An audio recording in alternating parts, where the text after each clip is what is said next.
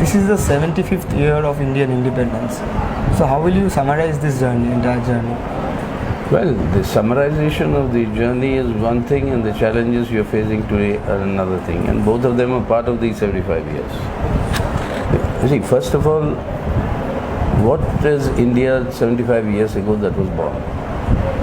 That India that was born was an India where we meaning the Indian people, created a new narrative in terms of what is nationhood. It was not nationalism, it was Indian nationhood.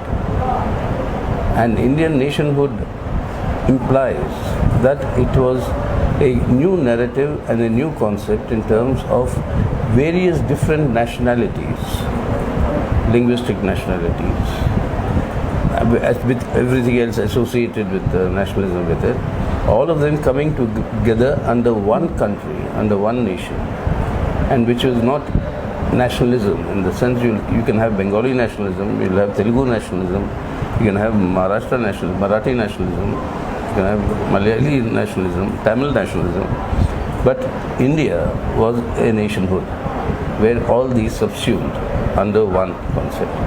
And that was the India that was created, that is enshrined in the Constitution with all the fundamental pillars. Now this journey during 75 years was to consolidate that concept of Indian nationhood, which is normally in normal discourse it is referred to as the idea of India. The idea being that it was unlike any other nation state where you had a majority of a certain nationality. But here it was a combination of various nationalities with no single dominant nationality. All the dialects of Hindi put together, the number of people speaking these dialects is even today, less than 50%. So there is no dominant nationality. So how does a country which was a dominant nationality but a multinational country come together? And that was the uniqueness of the Indian Constitution, which was based on the transition of the movement towards a more egalitarian order. The journey so far, the first part of the journey before the current onslaught against the Constitution began, was that this process was not consolidated properly. That this process consolidation required that we should not stop at attaining political freedom from the British, but this political freedom should be continuously transformed into the economic freedom of every individual, which is possible only under socialism. Unless the movement of independence continued towards socialism, this process cannot be consolidated, the idea of India. And that is precisely what happened. History tells us. The refusal of the Indian ruling classes to not allow this process to move towards socialism, but to build a capitalist path of development. And in the process, to intensify exploitation. And in the process, to alienate various nationalities. All this led to a situation where the people's discontent was utilized by those forces who were inimical to this entire idea of India. Now, this is nothing new in the sense it has not been born yesterday or even in 2014 when this present government came, or even earlier. This goes back to the same decade in the 1920s where the Communist Party was born, the RSS was born, and the Congress vision, which was finally there in the Karachi resolution of this idea of India, secular democratic republic, was born. And there was a battle of these visions. That battle is what is continuing today, where the RSS is determined to convert this secular democratic republic of India into what their fascistic vision of a Hindutva Rashtra. So earlier part was not consolidating. The current stage is actually to safeguarding the Indian Constitution from being destroyed by this RSS vision of a fascistic Hindutva Rashtra. And their logic is, if Islamic Republic of Pakistan could be formed, why not the Hindu Republic or the Hindutva Republic of India? And that is what was resisted then, is being resisted now. Comrade, all these years we have seen a lot of student activism in Indian after Indian independence. So how do you perceive this student activism? Very importantly, student activism was it's by itself, it is not a changer of society, but student activism is always the biggest catalyst in terms of societal changes, in the sense that it contributes to the struggles of those classes which are capable of changing society.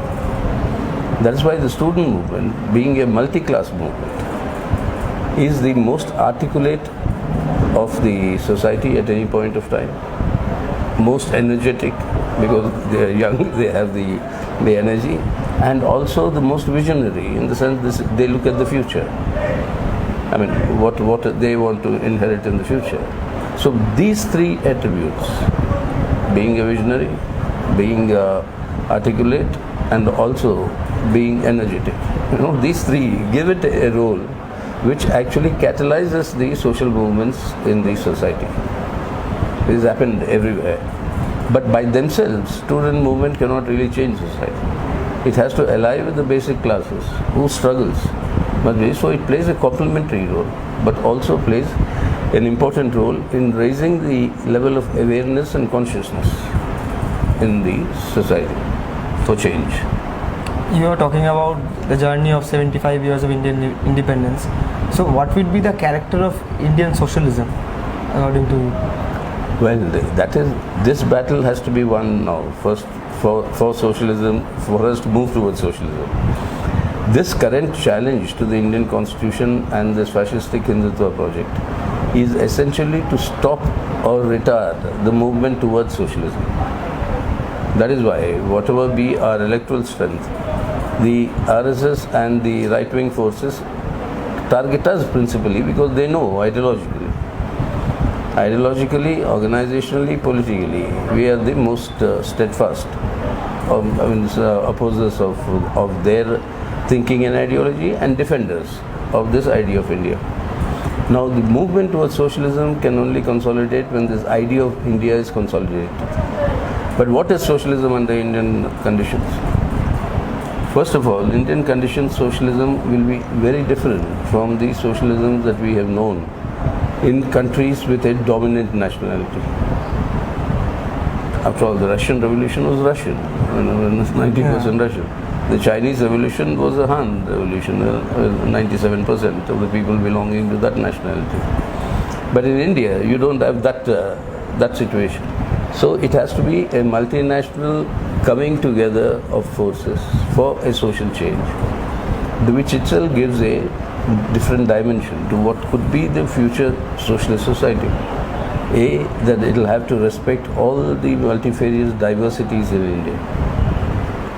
And these diversities will have to be kept in mind, their specificities, etc.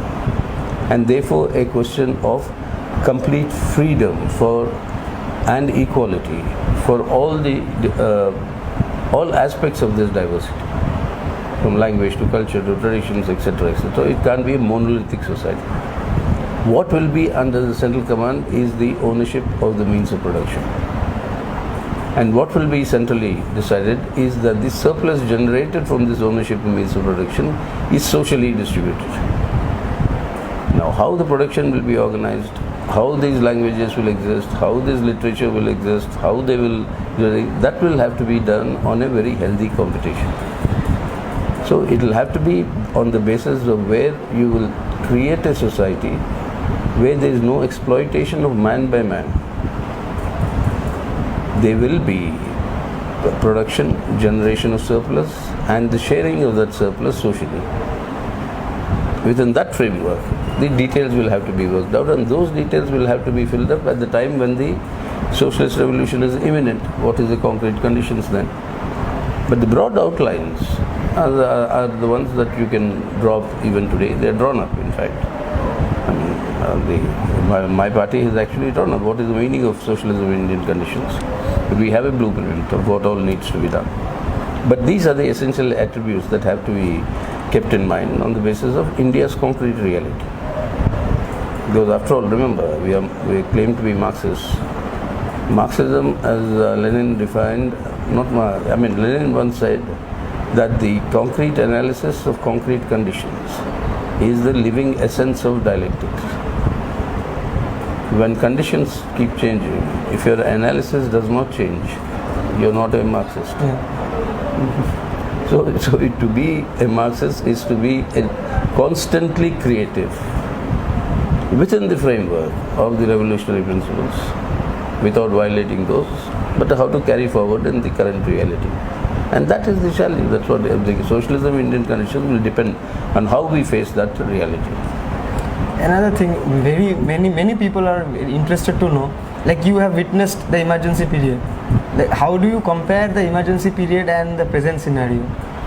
Well, in a large number of sense, in a sense that emergency period, yes, democratic rights were curtailed, we were jailed, civil liberties were not there, etc. There was press censorship. But to a large extent, what we are seeing today is gone beyond that. It is all that curtailment of civil liberties, curtailment of democratic rights, the way the UAPA, the Sedition Act and all that is being used. Anybody who expresses dissent with this government is anti-national. That sort of way I think. That growing authoritarianism, which is what emergency was. But combined with that, there is also today an insidious the thing that is happening, that is the undermining of the foundations of the Indian Republic. Every single fundamental pillar of your constitution is under assault. Secular democracy, social justice, federalism, economic sovereignty. Even under emergency, there was no loot of our national assets like we are seeing today. No sale of your public wealth or the public sector as you're seeing today. So it is actually what we are seeing today is the undermining of the Indian secular democratic republic in a manner that goes beyond authoritarianism. That is why you say it's a fascistic agenda. In the recent times we have seen, statistically we have seen that the population in the slums, it has risen to 40 crores almost. So how does the left cease to secure its support among the slum population? That now not only the slums, that's correct what you said, but you take it in the wider context. The communist movement and the bedrock of the communist movement is the organized working class. Yeah. Today, that's the leadership of the communist movement. Today, the organized working class in India is at best 6% of the working people.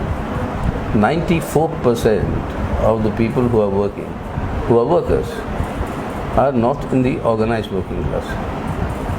So this unorganized, or let's say the informal sector, it would be wrong to call them unorganized or disorganized, but they are, by the nature of the development.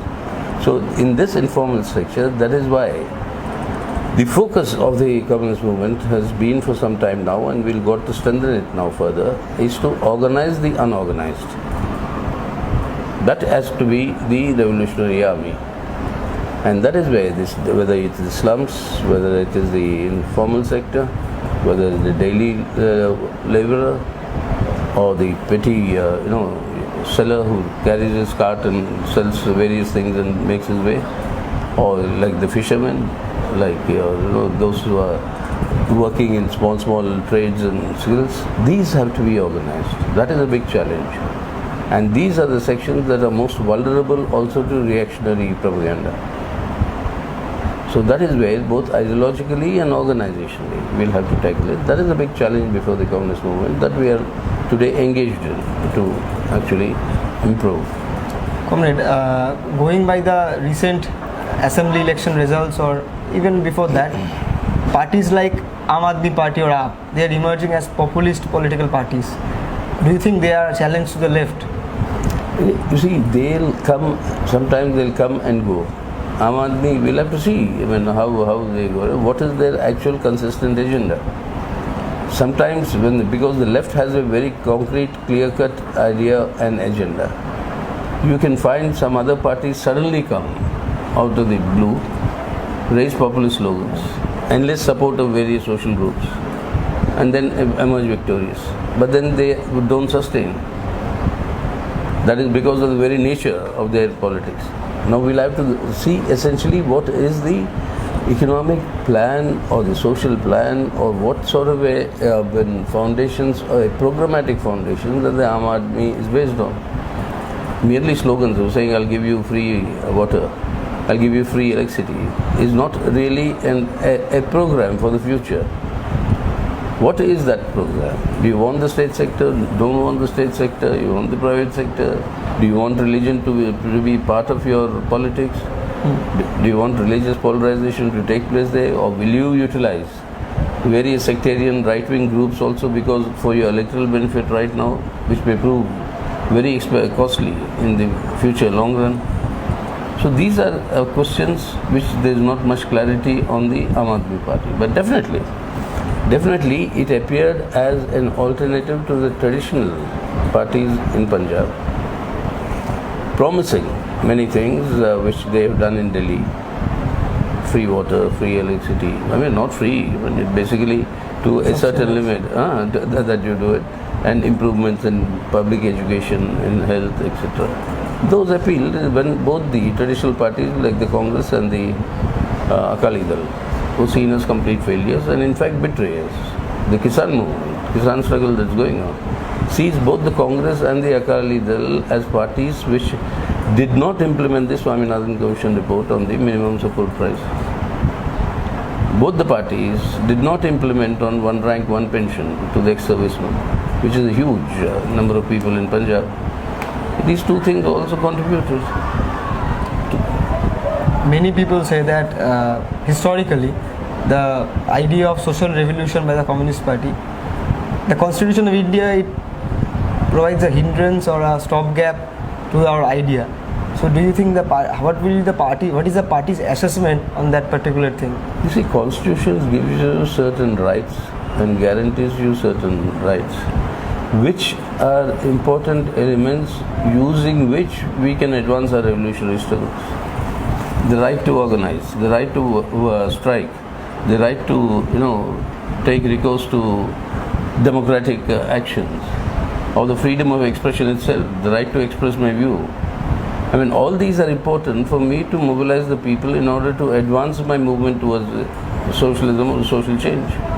Now, if these rights don't exist, then my task is much more formidable. I'll have to work out underground methods. I'll have to work out other very difficult ways of reaching out to the people, while they have the clear, way to reach out to the people to misguide them. My path to the people in order to give the correct picture, that is curtailed. So without this constitutional rights, our task will be more difficult in the current situation. So that is why it's not an impediment, but the manner in which these rights are not allowed to be implemented, that is the biggest obstacle. Another thing, like in the Kisan Andolan, we have seen how the farmers, they had gone through a huge movement, and they have forced the Modi government to scrap the farm laws. But in the sector of the students, we are seeing that when the Modi government, they brought the NEP, National Education Policy, it is still now operative, and the students are not being able to make that it's scrapped off. So do you think there is a lack of student activism? No.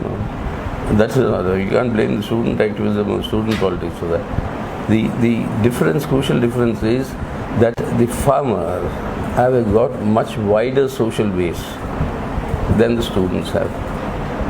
Now the social base of the farmers is something that no political party before an election can ignore, because that's a decisive element in many ways. So if Modi withdrew the farm laws, it was under the pressure of these state elections. Yeah. That is why he withdrew the farm laws but not implemented any of the other assurances. And definitely I am confident that in some different form, the same content of the farm laws will come. So that was just an electoral gimmick for Modi, no sincerity in doing this. And that the farmers' movement has also realized. That's why they are restarting the agitation in different forms. And they've already made that announcement. So it's not something wrong with the student movement. Until the student movement can galvanize a much larger social support base against the new education policy, which is possible. You'll have intellectuals, you'll have well-meaning people, you'll have parents, whose children are going to school. You have a large section in society that is directly, not merely interested, but connected with education. And that is the section that needs to be mobilized. There the student movement will have to take the initiative. But I think the last 2 years of this COVID disruption has also prevented that, because before the COVID onslaught hit, there were movements for a nationwide campaign of intellectuals, academicians, etc. against this new education policy. But that is something that needs to be revived now. So last question. In the recent movie, Kashmiri Pandits, it's affecting society like, do you think it's a propaganda of the state, or how is it affecting our society or day-to-day life, and how to combat such propaganda? You see, first of all, terrorism is something that is totally condemnable. That is, fighting terrorism is non-negotiable. In the interest of India, you have to fight it. So CPIM has always been in the forefront of not merely denouncing, but fighting terrorism. And more than 200 of our comrades were victims in the Punjab extremist crisis at that times of terror. Likewise in Northeast and various other parts. That is one aspect, condemning terrorism, etc. But then this Kashmir, what is the whole point that is being made? That this terrorism targets only the Kashmiri Pandits, which is a blatant untruth.